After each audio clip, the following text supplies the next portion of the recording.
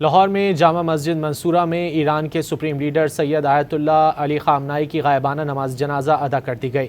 جماعت اسلامی کے مرکزی رہنما حافظ محمد ادریس نے نماز جنازہ پڑھائی۔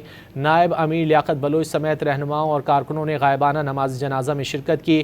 اس موقع پر لیاقت بلوچ نے کہا کہ امریکہ اور اسرائیل اعلانیہ کہہ رہے تھے کہ وہ ایران کی قیادت کو ٹارگٹ کریں گے۔ ایران پر حملہ عالم اسلام پر حملہ ہے۔ امت مسلمہ کے متحد ہونے کا وقت آ گیا ہے۔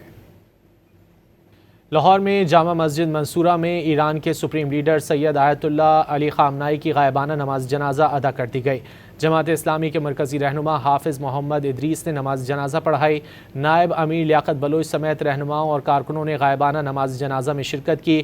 اس موقع پر لیاقت بلوچ نے کہا کہ امریکہ اور اسرائیل اعلانیہ کہہ رہے تھے کہ وہ ایران کی قیادت کو ٹارگٹ کریں گے۔ ایران پر حملہ عالم اسلام پر حملہ ہے۔ امت مسلمہ کے متحد ہونے کا وقت آ گیا ہے۔ لاہور میں جامع مسجد منصورہ میں ایران کے سپریم لیڈر سید آیت اللہ علی خامنائی کی غائبانہ نماز جنازہ ادا کر دی گئی۔ جماعت اسلامی کے مرکزی رہنما حافظ محمد ادریس نے نماز جنازہ پڑھائی۔ نائب امیر لیاقت بلوچ سمیت رہنماؤں اور کارکنوں نے غائبانہ نماز جنازہ میں شرکت کی۔ اس موقع پر لیاقت بلوچ نے کہا کہ امریکہ اور اسرائیل اعلانیہ کہہ رہے تھے کہ وہ ایران کی قیادت کو ٹارگٹ کریں گے۔ ایران پر حملہ عالم اسلام پر حملہ ہے۔ امت مسلمہ کے متحد ہونے کا وقت آ گیا ہے۔ لاہور میں جامع مسجد منصورہ میں ایران کے سپریم لیڈر سید آیت اللہ علی خامنائی کی غائبانہ نماز جنازہ ادا کر دی گئی۔